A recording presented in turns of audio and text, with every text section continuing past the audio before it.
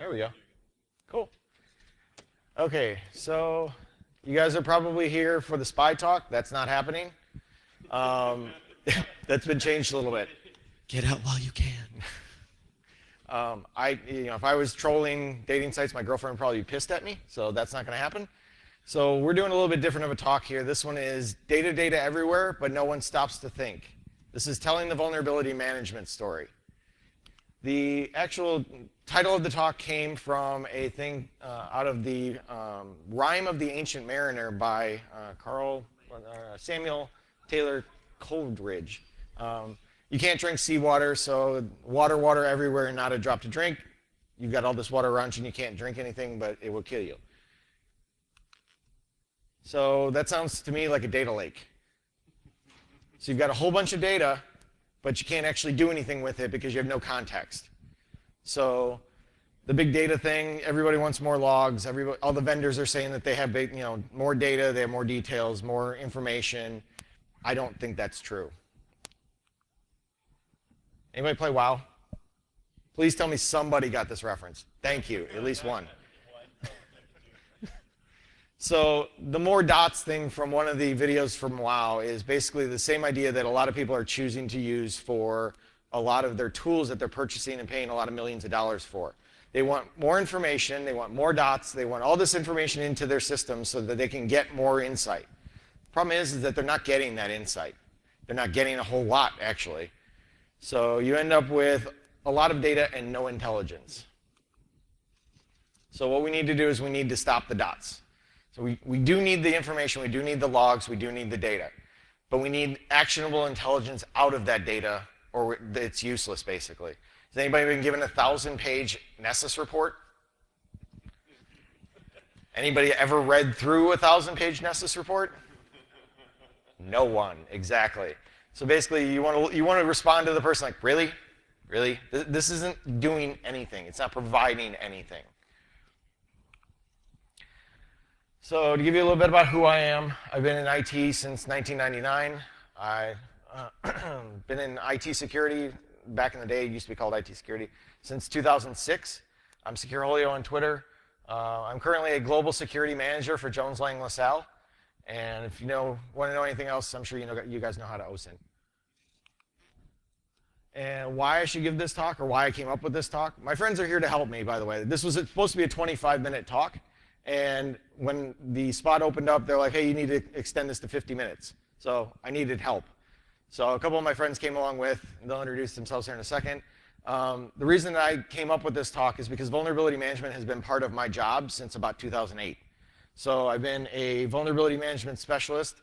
I was the principal for a consulting firm doing vulnerability management only. I went back to the first company to be the director of vulnerability management. And now I own global vulnerability oversight for a large real estate firm. Carl? Hi, I'm next. Hi, my name's Carl Hertz. I'm the IT director at Elevate Energy in Chicago, Illinois. I've been running the security program on top of that for the past 4 years. I've got about 10 years worth of security experience in the utility space, and I've been doing IT operations since, 20 years at least now. So I'm going to be up here kind of playing the role of what am I doing? Stakeholder. Excuse me. So I'm going to be representing the stakeholder when we talk about stakeholder issues as far as this data goes. Nice. And I'm Robert Wagner. Started off in InfoSec third shift SOC in 2003. Worked up through architect and engineer and architect. Co-founder of Hack for Kids, which is a kids track and con that we do at a lot of places. A big one in Chicago. We've done it here at GrrCON a bunch of times, and also co-coordinator for like BurbSec and BurbSecCon and stuff like that. I work for Splunk, but I'm not here to talk about that. Obvious disclaimer, we're speaking for ourselves. This is not representative of any of our companies, obviously. So what led up to this talk? A lot of what I do on a day-to-day basis is try to look at the vulnerability data we get and somehow distill that up for my stakeholders, the people that I have to report to. That 1,000-page Nessus report is something that the vulnerability person should be ingesting and then giving the stakeholder a executive summary or whatever, however you want to put it. And I went to my new company, and they handed me the old vulnerability report, and they said, this is what we provide to this global CISO. And I looked at the person, and I said, this is complete garbage. What is he getting out of this? This literally has a number, and that's it. There's no information here. He's seen a number go up and down. There's no way he knows what this means. And they said, well, that's what so-and-so did, and we just kind of continued doing it. Obviously, because we've always done it that way is terrible. It shouldn't be a thing, but it is. We need to make things better. Every vendor says that they're going to give you more details, but vulnerability management vendors don't ever seem to. They give you a bunch of data, but there's no way to correlate it to your environment. It's just data. Anybody seen the GeiCo commercial where they talk about more? So there's a couple old cowboys that are standing there, and I just switched to GeiCo and got more. And the old guy's like, well, you can't argue with more. I am absolutely arguing with more. We've got so much data, especially from a vulnerability management perspective, that we don't have the ability to distill it all and provide that information to our stakeholders. Without being able to do that, we're just a sinkhole of money, basically. You spend millions of dollars buying vulnerability management stuff, but don't get anything out of it. People tell you, yeah, you should patch. Well, yeah, that's a given. But they don't actually give you any additional data along with that to say why you should prioritize one patch over another. So to give you a little bit of background of why this seems to hit home for me a lot, I had the wrong impression about what security was originally. When I first got into security, we were separated in two separate rooms. There was operations and there was engineering. Our operations group did a lot of ID administration. And one day I came upon an OU in Active Directory that was completely owned by a service account, full control. And obviously that's not best practice. So I literally got up from my chair and ran to the other side. Not even I actually ran to the other room and started jumping around. They've got full control, they've got full, and they're like, yeah, we know. No, you don't understand, it's full. Yeah, we know, it's a business decision. Because I didn't understand risk. I understood security, but I really didn't understand security. So one of the things that I had to actually do was learn to play. When you actually learn to play, go to school, however you want to put it, and you start to talk to the people who understand risk, you understand that you don't fix everything. You have to prioritize because no one has an unlimited budget. You have a limited amount of time, money, effort, resources, however you want to put it. Those people and those resources need to be put to whatever the most important thing is for your business. I can't make you fix it. I can only tell you why you should fix it in certain cases.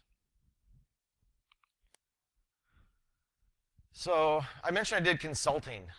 You can see that one of these things is not like the other. Each company that I worked with across the board, I worked with automotive, financial, education, energy, all the different companies and different verticals have a different risk profile. They have a different set of goals that they have. They do business, but they have a risk profile that they need to match to say, I can do these things or I don't have to do these things because of or whatever reason. Without having that context, you can provide reports all day long and they mean nothing. They don't give any kind of data to the stakeholders to say, hey, here's what you should be worried about. So what I realized over the last few years when I've started to deal with a lot more companies, vulnerability management doesn't save the world. It's not incident response. You're not running around trying to fix something that's broken. It's just day-to-day process. It's important. I mean, Carl brought up the other day, that, hey, reminder, this is on the SANS control list. Well, yeah, it is. But it's not something a lot of people think of as critical.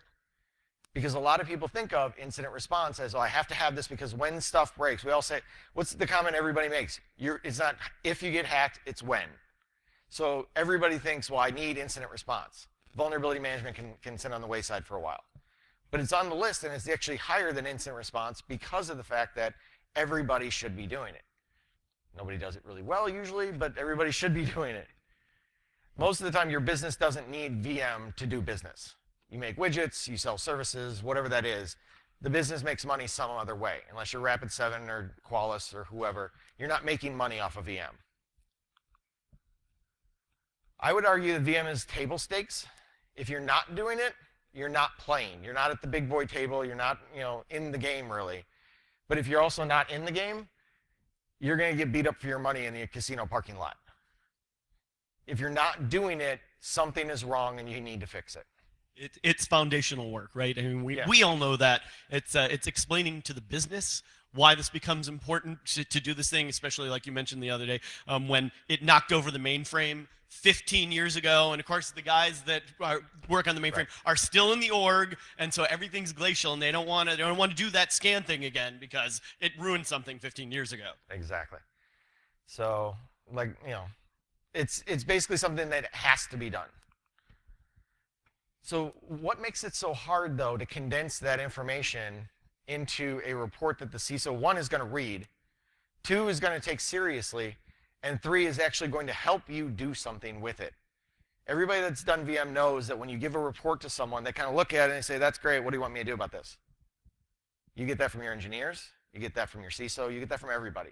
Because if you don't do VM, you don't understand it necessarily, and basically they're asking why. Why do I need to care? What do you want me to do with all this data you've just provided to me? Everybody's seen bad reports, right?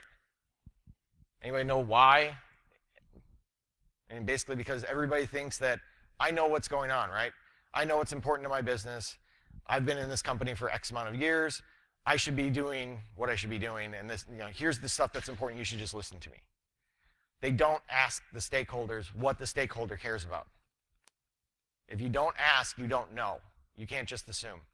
And there's another problem that stems with that too. So IT doesn't want to seem stupid either. So when you're trying to get that context, a lot of time you're out there asking, well, what are these systems? What do they do?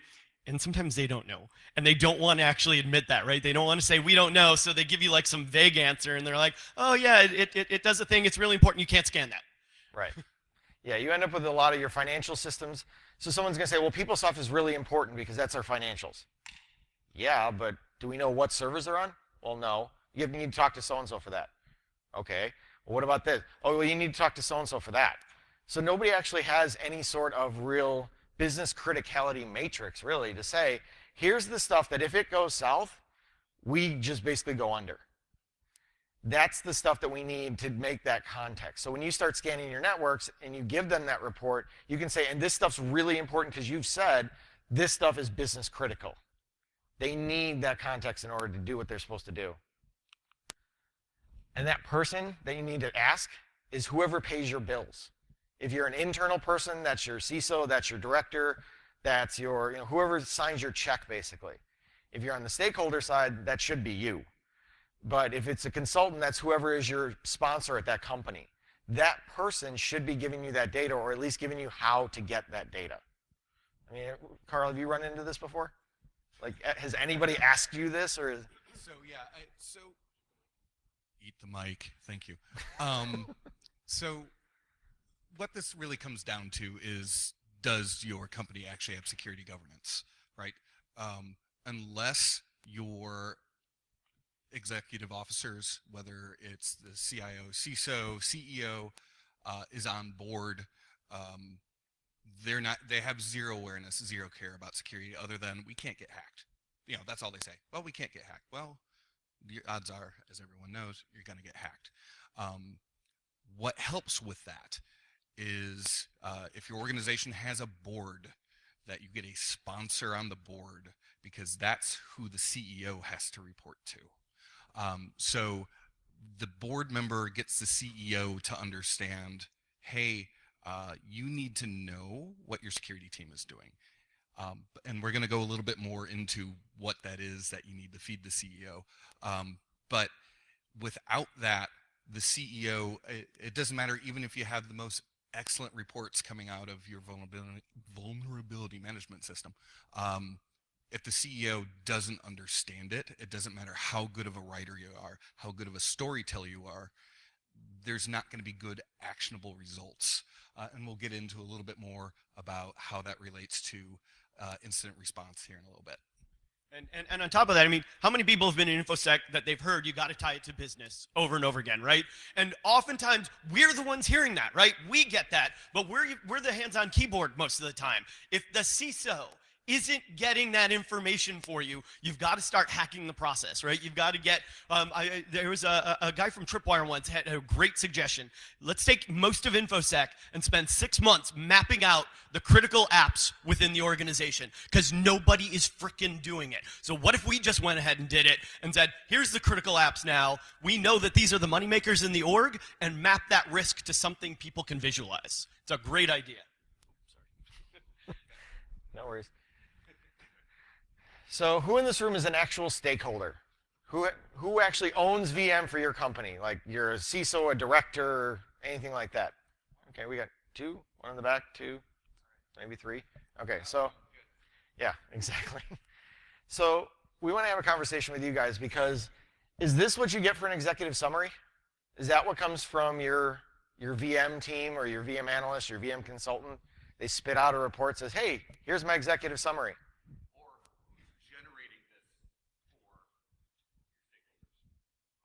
Anyone? We'll get to that. So I argue that if this is what you're getting, has anybody seen Major League? The movie Major League? When Dorn comes up and he's like, I don't have to exercise, my contract says so. Lou Brown takes it, throws it on the ground, and pisses on it. That's what I would do with a report that came like that to me. There's literally nothing that you can get out of this report. And we'll talk about vendor issues in a little bit, but this, I feel, is a kind of mailing it in or half-assing it, or however you want to put it, from your vulnerability management team. You can do stuff like a scorecard report. It's slightly better, maybe a little bit. It's got some timelines. You've got, maybe some, what do you got? Maybe like dates or vulnerability, age, things like that. It's slightly better, still not providing any kind of information to that stakeholder, though, right? Where's the business risk? Right, exactly. So if you're not putting business risk to that information, you're not getting anything out of it. Someone might start to argue, well, this is a good executive dashboard. It's got trending, it's got multiple different views, it's got some information on it. You're getting there. You are at least providing some additional context to it, but you're not tying it to the business. You're not giving the stakeholder what they should be worried about. Where is the context? That's the ultimate question that the stakeholders need to be asking. If they're not asking that question from a practitioner perspective, if you're not hearing that, and they're just taking that report, you probably should find a new job. Because you literally don't matter at that point. They're not getting anything out of that report, so they're not getting anything from you. Your canned vulnerability reports do not explain your risk to the business. They might say you have some issues. They might say there's some vulnerabilities or patches missing or configuration problems. They're not giving that stakeholder any information. This is what your CEO or CISO should be saying. Why should I care? If that stakeholder is not asking you that, stakeholders, if you aren't asking why should I care, your vulnerability management program, no matter what it's doing, isn't doing enough. Okay, so who's the actual practitioners now? Who does VM? Okay, we got a couple. Everybody else is just here to take a nap? So, vulnerability management, we can't be lazy. Blue team can't be lazy. Right. Red team's lazy all the time, but blue team can't be lazy. The ability to mail it in means that your job doesn't matter. If the CEO isn't asking you questions about that initial executive summary report, that means they know you don't do anything. Because they're not looking at it. You're just literally a box to check to say, yep, we do VM. And they're not going to be impressed. Anybody want to see that from their CEO or their CSO? No. I've sat at the opposite table of consultant when I was a consultant and seen that from my sponsor. He was not impressed with the reports we were getting out of the tool that he purchased. And that's when I started asking questions. That's when I started saying, okay, what do you want to see? What's important to you? What's critical to you? Where are your critical assets? And his response was, I don't know. That's when he started pointing me, well, talk to so-and-so and talk to so-and-so. They'll get that information for you. Then I was able to start providing context saying, these systems are critical. These vulnerabilities are on those systems. This is where you should care right now. Then he would turn to that system administrator and say, why haven't you done this? All of a sudden, those systems administrators wanted to know, hey, can I get that report from you? Without that context, you're not getting the top-down push. You're not getting the information that you need from the other people because they know that the CEO or the CISO doesn't care. If that caring is not there, you're going to have a hard time doing anything, really. So we're paid to identify vulnerability management risk. That's what your job is if you're a VM practitioner. You're supposed to identify where there's risk in the company. If you can't do that, you shouldn't be doing this. You need to understand what the company does. You need to understand where their critical assets are, or it doesn't make sense. Anybody seen The Matrix? Please say there's a lot more hands now. There we go. Okay, at least you're awake. So everybody remembers the part where Neo wakes up out of the simulation and he says, I know Kung Fu. Morpheus didn't say, great, let's go, we're ready. He said, show me. He wanted to see the proof. He wanted to say, okay, you know Kung Fu, let's start. And he kicked his ass. And he said, okay, do it again. And he kicked his ass again. That's what happened when I was a consultant. I got my ass kicked continually for months by multiple different CISOs before I finally got it and said, oh, hey, this is what I should be doing. This is why a canned report is not good enough. So graphs are good, obviously. I mean, lots of your executives like the blinky, like red, yellow, green lights, right? That's usually what. Give me a one pager on blah. Your graphs are great, but like this says here, tell us why we should care. If you're going to show me a graph, at least explain why I should care that that graph is there. This one at least tells you, you got 50% of your stuff is not vulnerable to this particular vulnerability. If they ask you about a specific vulnerability, this is a great graph to provide to them if you give that same context with it. Say, here's your ones that aren't vulnerable. These are vulnerable, but you can't exploit them because of reason. These are exploitable. That way they know, okay, 14% of my stuff is vulnerable to this particular vulnerability that I heard, be it from CNN or whatever, but I'm worried about it and I've asked you about it. If you give them this graph and you say 14% of your stuff is vulnerable and can be exploited right now, that's context. Now, a better context to this would be you take that 14% slice out for your next slide and tell where your critical systems are. Then the CEO and the CISO is going to care. Okay, we've been asking about VM. Who here does inventory? The heroes, the thankless work. Without the context that you want to get out of your VM system comes from having good inventory. I'm going to out myself here real quick. I'm a CISP, and I'm proud. Okay? This is the stuff, I mean, yes, there's tons of paper CISPs. It's like back when I was coming out of college and stuff, there were tons of paper MBAs, right? Undergrads got their MBAs. Let's run a business. CISP is kind of the same way. It helps to be a practitioner in whatever level of blue teaming before you get it. Inventory is key to providing the context, to providing the story, because that, again, while that is okay to say 15% of your systems are exploitable at this moment, if they're all in a call center over here that has no access to any customer data or whatever, is that really a little level 5 for your company? Yep. Is it your banking server? Yes, right? Trending graphs are something that a lot of people seem to rely on. A lot of people say, oh, if I can show a trend, I'm showing that I'm making progress, I'm showing value, et cetera, et cetera. That's fine, as long as you're trending and showing correct data. I mean, numbers can say, everybody here knows numbers can say anything you want. If the story from the CISO is, I need more people, I'll show you got a crap ton of vulnerabilities and you need more people to fix them. If you want to say, the people that I have are rocking it out, I'll show you all the fixed vulnerabilities over the last 6 months. It's easy to say whatever story you want to tell, but provide that context with your trend graph. Make sure that that number, whatever's trending, is what the CISO or the CEO or the CISO or CIO wants to tell. Make sure that they're involved in looking at this graph and understanding what it means. Okay, this is the only eye chart on the whole slide deck.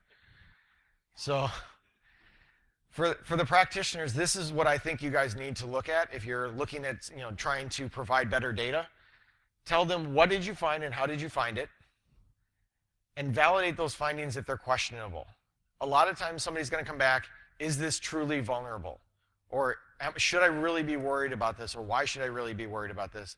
Make sure you've tested it. Make sure you have the information. Make sure that you know, yes, this is vulnerable because I tried it on this test system and it worked. Or, yes, this is an issue, and give the context behind it, be it a critical system, be it whatever. If you don't give them that, the next part of tell them why doesn't matter. So the tell them why is, why should they care? If you don't give them that context and that urgency of the critical systems or their business assets that run banking or whatever, they're not going to care. If you've got a vulnerability that's on 1,000 machines, okay, well, I have 1,000 machines in my environment. Not all my machines are the most critical ones to my system. I need to understand where I should focus my time if I can only do this 2 hours a day or whatever it is. And if you can, obviously cite examples from past work where you've seen this work and seen why they should care, or seen people get popped or whatever. Hey, this is an issue and you guys should care about it because. And leveraging why they care is a great tactic. So one of the best patch management programs I saw put into place was by a friend of mine who realized that nothing got done within his organization unless there was the ticket. Support only cared about closing tickets, so he wrote about 14,000 lines of Perl, pulled his vuln status into a matrix, pumped it out to the ticketing system. When the ticket got closed, he went back, rescanned the system all automatically, and if it came back still vulnerable, it just opened another ticket. And he got so many vulns closed from that just by creating ticket, because that's what they cared about. Right. I would temper that slightly. Yeah. Because a lot of people know that you can plug a vuln system into ServiceNow or into Remedy or into whatever, and it will just deluge the entire ticketing system. So then someone will have 40,000 open tickets. It was filtered. It was filtered. It wasn't every vuln. Yeah, it wasn't exactly. every vuln. So yeah, that I wouldn't go home and say, okay, here we go.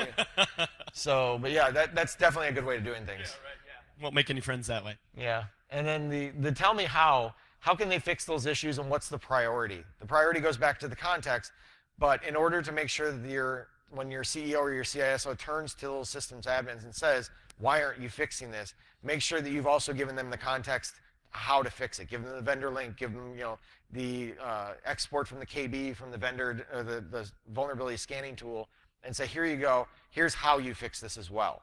It may not be an easy fix. It could be a multi-level fix. It could be patch this and add this registry key, or change this config file, or whatever it is. But they need to have those steps. If they don't have those steps, they're going to spend time trying to figure out how to fix it, and it's only going to take time away from actually getting it fixed. And how many folks work at companies that just suck at measuring risk? Yeah, right. It's not like it's easy either. But there's I think it's Douglas Hubbard or Douglas Hubbard wrote a book on how to measure anything in information security, and he uses Monte Carlo simulations and some other stuff, and talks about how as humans we usually get risk calculations wrong. The things that we're saying are like, oh my God, you got it, is usually way off, and shows ways we can recalculate risk that makes sense. So it's an excellent read. Very cool. Basically, just don't tell them just patch. Right. I mean, anybody who's worked in an enterprise knows just patch is BS. Well, if you would just send out your patches, well, yeah. Have you ever broken something when you updated Java? Yeah, exactly. It's not a fun time. Not a day at the Magic Kingdom. So this is a terrible diagram. So you've got some systems, you've got some vulnerabilities, and you've got some systems that have those vulnerabilities. That's what most reporting comes out of your VM program. Be it automated or not, you're going to show them, well, we got X amount of systems, we've got X amount of vulnerabilities, we need more money to do this. Well, great, but why should I care? This gives you a slightly better idea, at least. That's even worse of an eye chart, isn't it? Okay, so let me explain this one a little bit. So you've got your system the same as the other chart, and you've got the known vulnerabilities and exploits. That's systems with vulnerabilities. That's pretty simple. Then you've got people that have access to your systems. That might be a functioning product. You might have a website that does something. Let's say you're Amazon. If you don't have people that can access your systems, no one's buying anything. So you can't just say we're going to shut off everything and then we don't have any problems. And people who have access to vulnerabilities could be criminals, they could be pen testers, they could be hackers, they could be just somebody trying to help you out. That doesn't necessarily mean that they have bad intent. But you put all three together and you have an oh shit moment. That gives a little bit better of a context to someone of why they should care. Doesn't do a great job of, in this particular instance, of saying, hey, this vulnerability is bad because, but you get the idea. This kind of gives you a guideline to use to say, here's what you should be looking for. So I came up with a couple of questions, and we had a conversation on this yesterday, I think it was, about what we think executives need to be asking, what the practitioners need to be asking, and you guys came up with some additional ones to this. So obviously for the executives, why should I care? If your executive isn't asking why I should care, they don't care about you. Because if you're providing them a report, they're just checking a box. Ideally, your executive should also be asking, I can't boil the ocean, what should I pay attention to? Where's the ones that are quick hits? Where are the ones that are really important? Where are the ones that may cause a breach if something happens? That should be something that's on their mind constantly. And if they're not asking that, they're already checked out. And then the one about the actually a problem now versus theoretical. Has anybody gotten a vulnerability report where it says, like NetBIOS amplification attack, and it's listed as a severe? That's not a severe. It's barely, it should be on the list, actually. If you have NetBIOS turned on, you're going to VLAN something off, or it's vulnerable. End of topic. So it shouldn't be listed that way, though, because it really doesn't have a fix other than shutting it off. So if your executive isn't asking that question of which one is theoretical or which one can actually be exploited, again, they probably don't care. And the bonus question I put on here, and we had this conversation yesterday, the bonus question is, how do I look compared to others in my vertical? I've heard this question so often from consulting. They always want to know, well, I'm an energy company. How am I doing against other energy companies? And you made a good question, or a good comment about this. Good. I got one word about this. You've probably heard, what does Gartner have to say about it? Right? That's the kiss of death, because that's what executives think that you go to when you want to do a comparison. But it comes down to not so much what are other industries, what are other people in your industry, or what are similar sized, similar budgeted companies doing. It is, what are your partners and your external stakeholders? What does their stance look like? And it's much more important to measure up to them, because if it's a contractual relationship and their security is a lot better than yours and you're a third party, guess what? If they have a more secure security program, they're sending you NIST forms and going through your granola like there's no tomorrow, and you can lie on those. I highly don't recommend it. But it is much more important to satisfy your network, your company's network of partners and external stakeholders than it is to care about what else is going on with your competition, for example. Yeah, and there's another reason that question comes up, right? The person asking it is asking again, how lazy can I be? Right? If they're not doing it, then I'm not going to do it. And it also tells you again, they have no idea what the heck you're saying, what you're reporting on is as it relates to the business, because they're like, well, I need to spend money on this, so I'm just going to spend as much money as the other guys because I don't know how that impacts the money that the business makes. So again, if you can take that risk and map it out against your business, mission critical business apps, and if you don't know what they are, oh my God, there's a couple ways to go about them. None of them are usually pretty, but actually sitting down with the business executives and say, and again, take a hacker approach, right? Ask them, if we wanted to take out the competition, what would we steal from them? And whatever the answer back, that's what you should be protecting your own org. Yep. It goes back to the, I'm running faster than the bear. I don't have to run faster than the bear. I have to run faster than the guy next to me. That's not true anymore. You don't have to run faster than the person next to you. You do have to outrun the bear. Or, fancy bear or whatever it is. Because if you're not doing that, there's no longer a resource issue on the hacker or the criminal side anymore. And it's because of the fact that they can just spray and pray. They throw out a whole bunch of vulns at everybody and see which one sticks. And if they stick, then guess what? You just got owned. So it can't be that same mentality anymore. So real quick, who here has dealt with risk assessment inside your organization? Got a few more of those. Okay. So who here feels that the business units, the money-making units of their businesses understand risk? Got one. Did you go through a business impact analysis? So yeah, okay. So okay. So your organization's understanding of risk really matters. And again, in telling this story, and this is why vulnerability management matters. Because, again, you can't boil the ocean. Your company has to understand if something goes down, whether because of a fire in the server room, we had some interesting conversations about that last night, or because of ransomware or whatever, how much money is it costing you per day or per minute if you're, if you're a high frequency trading firm, per nanosecond, right? These things matter to be able to tell, again, is that 5 really a 5?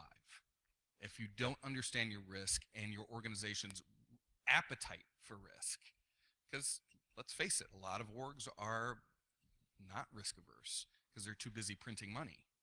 They're like, okay, well, we'll just live off the fat of the land until we can't anymore. How did you get your board to understand? So, quite honestly, it came down to you see these contracts that are coming in. These now have massive strings attached to them because, again, we're in the utility space. As the utilities are finally going through NIST 1.0 and 1.1, granted they've been doing it for years, but they're just now finishing their first round of NIST implementation, generally speaking, in the utility space, because they're huge. They're huge organizations, and they're also dealing with NERC and FERC, which is more important than NIST to them, right? So in our sector, NIST is just now really becoming a reality. Like, it's gone from being a project to being a process, right? And that meant we had to get there as well. And it meant selling that to the board, going, hey, we're not going to make a third of our money that we're making off the utilities right now, because we will not get these contracts unless we apply the exact same level of rigor in NIST as they are. So you're saying you make your auditors your friends? Yeah. So, actually, we'll talk about that a little bit. All right. All right. So on the practitioner side, obviously the first one to ask, where are your critical systems? Because that drives your context discussion. If you can find out that this is, like an Amazon, if my website goes down, I lose X amount of millions of dollars per minute. Well, then that's probably your critical system. If there's vulnerabilities in that and able to take down that website, then you're going to run into issues on Amazon's pay line, and they're going to be rather upset about that. And about that, so again, it wasn't pretty, but I saw a bank who it went all the way up to top level, and the way they got this fixed is they said, listen, if you don't fix the critical patches, the things that they've given, they've measured the risk, they said these have to get done after such and such an amount of time, these systems will go down, and everybody all the way up to the board says the person that will be held responsible is the person who ignored the requests to patch. And when if those systems went down, they lost money, everybody agreed it's not security's fault. There you go. Having that risk sign-off is a thing. So a lot of you probably know that there's a risk acceptance process. If you don't have that risk acceptance process in place, you're just ignoring the vulnerabilities. Somebody can't say, I accept the risk, move on. They have to document it or it's not accepted. And it has to be documented and accepted at the correct level or it's not official. Exactly, it needs to be reviewed annually. So if you go to a Windows Systems admin, you say, hey, you're missing this patch. We accept it because of reason. We don't accept anything. You're a systems admin. You don't accept squat. You accept that you should do your job. If you get told not to do your job, then that person needs to sign off on the risk because they pay the bills. Yep. Risk has to go up the chain. It can't be the people on the keyboard saying, yeah, we're not going to do this because I don't want to get in trouble. That's fine. But somebody up the chain needs to turn that into a risk acceptance in document form. What keeps you up at night is another one that's good to ask your stakeholders, because they're going to have things that they are worried about. They're going to look at you and say, how do I keep myself, the one that I enjoyed the most was, how do I keep my face off of Time magazine? That was literally one of the directors that had, at my consulting side that had asked me, how do I keep my face off Time magazine? I said, well, do what you're supposed to do. When I provide you data, go back to your practitioners and ask them to get it done. And so that's when the context started to come out. And we say, okay, well, where are your critical systems? We know we can't fix everything. How do we get there? And that started that story. And that story they're trying to tell, I brought up earlier, is a lot of times, especially when you're in the consulting space, you're being brought in for a reason. Either they don't think their practitioners are doing a good enough job, or you don't think that the program's moving ahead fast enough and they need help. Whatever that story is, that's what you need to tell back to your stakeholder. They need to understand, here's the data that I need to tell my story up. Because they're going to manage up. Once you get to that level, they do. They want to tell their boss all the good work they're doing or the help that they need and give proof. The bonus side, and this might be something you guys have run into, ask about the culture at that company. You're going to run into issues at that company where somebody doesn't want to fix something, or I'm too busy, or get my manager to sign off and I'll do some work for you, or whatever. If you don't understand how the culture works at that company, being a practitioner is going to be really difficult because you're not going to get any help. So if you can talk to your sponsor or talk to your stakeholder and find out what type of culture do we have here in the vulnerability management space specifically, that's going to be a huge help for you guys, because that way at least you understand, okay, Linux guys get it. They understand what they're supposed to do. The Windows system admins ones don't. They don't want to do anything outside of pushing this button. So that having that context back and forth is a good idea. Culture eats process for breakfast, right? Always has, always will. Again, I'm in the energy sector. My company focuses on bringing our services to at-risk and low-income communities. We deliver those programs by hook or by crook. Our culture says we are incredibly risk takers. But our industry says, don't you dare. So, as the stakeholder in my company, I have to figure out how I balance process and procedures to deliver to people who need it as much as possible without, dumping data all over the place, right? So, this is why that last bonus question, I think, is actually, for me and my organization, is actually the top question. How do we do that? Any other points before we go on to yell at the vendors? Oh, let's yell at the vendors. Let's yell at the vendors. Cool. Okay, let's rip on them. So, obviously, anybody that's done stuff with vendors knows that they're all terrible. Some are slightly less terrible than others. No offense. One of the reasons I asked Robert to help me out with this is because he used to work at one of the vendors. So, please, for the love of deity, fix the damn KB. If I speak to the VP of your customer support line so often that when I pick up the phone and say, hey, he goes, hey, Scott, that's a problem. The vendors suck in this space. Please cover all the major operating systems. And I am going to go tell this vendor, they're here, by the way, that they suck. They can't cover Cisco iOS XE. They literally cannot log in and run commands on Cisco iOS XE. But they say they're a major player in the vulnerability management space. They drop to the bottom of the list right now, where I'm evaluating all three of them against each other because of that one fact. And well, if the head of support does know you personally by your voice, you can use that to your advantage. How many folks are at larger organizations? Fantastic. So when I was at a large bank, I used that to my advantage too. I put pressure on SourceFire to write API calls into Qualys because I didn't have any sort of correlation at the time, but I could get that data in and do a correlation against attack versus vuln, right? It took me 3 years of not only doing feature requests, but calling FedEx and Disney and everybody else I could that I met at the cons and say, hey, I have a feature request in. They won't do it just for me, but if enough people people put pressure on them, we can get them to cover a technology that they're not talking about. So when you see great stuff at a con that you're like, yes, that should be happening, get together. Let's work together to get them to give us what we need. Agreed. And please get some better reports. The vendors suck at giving reports. I mean, you can spit out an executive summary, they suck. You can spit out a scorecard, they suck.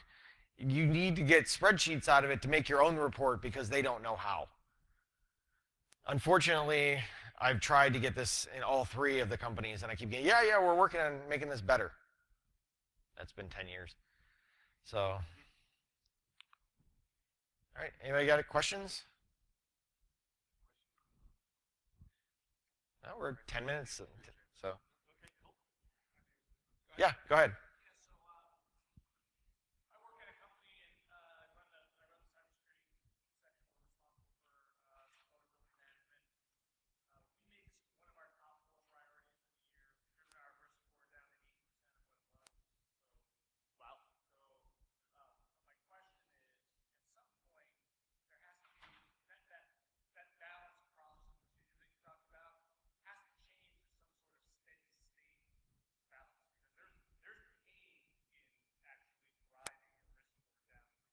Yeah, absolutely.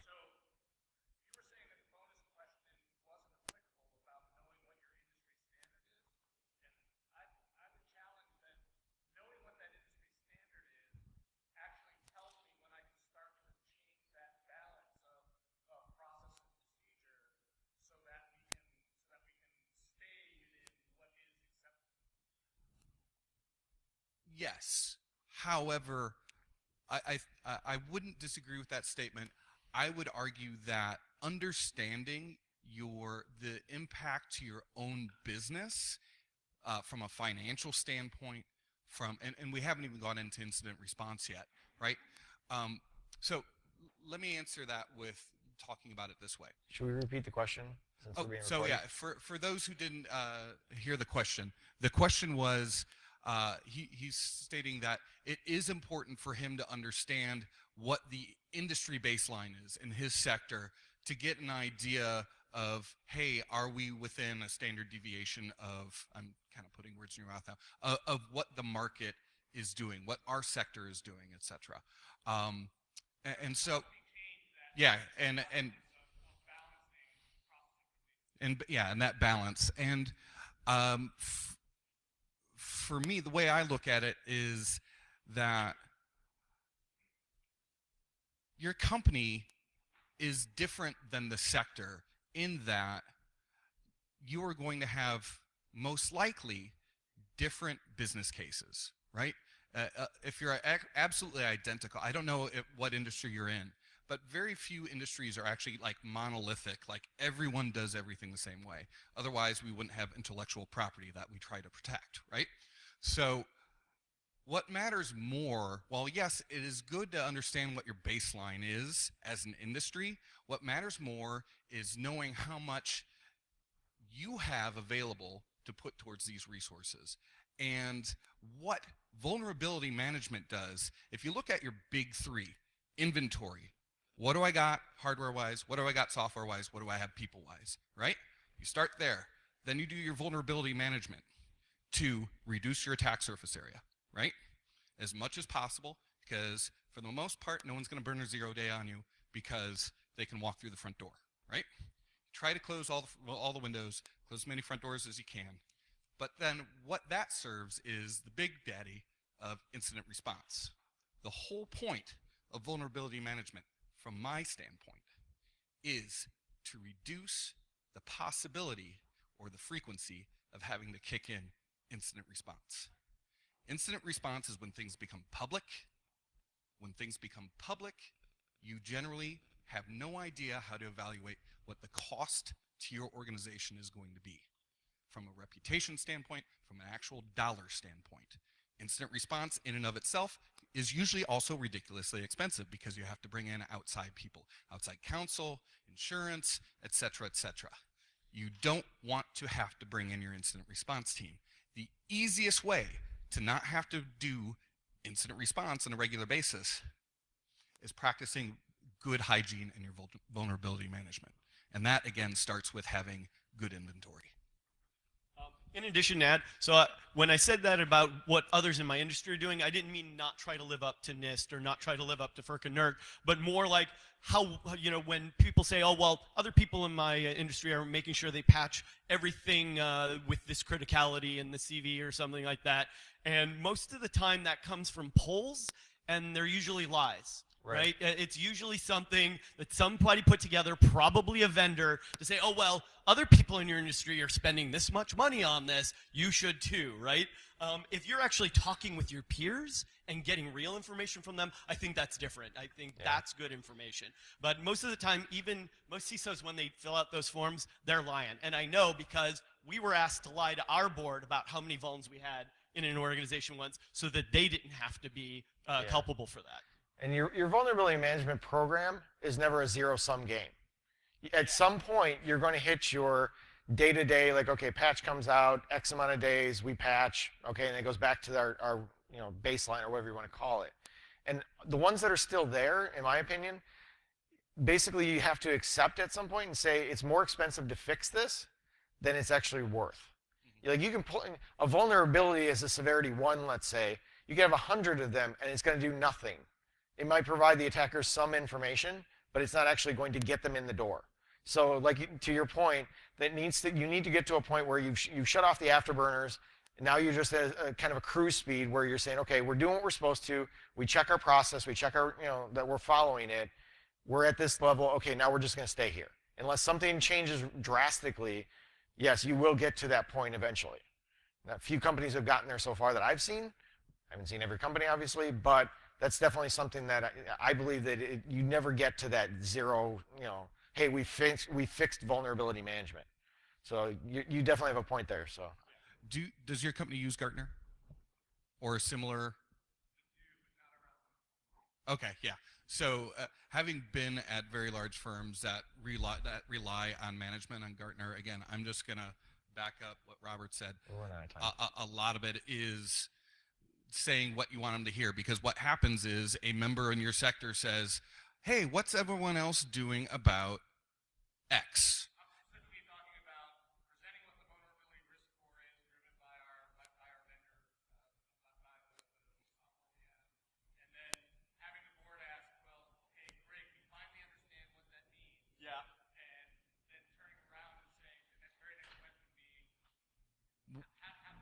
how do we compare? Exactly. Right. And I think that's more of an education thing to the board of saying, again, what do our partners think?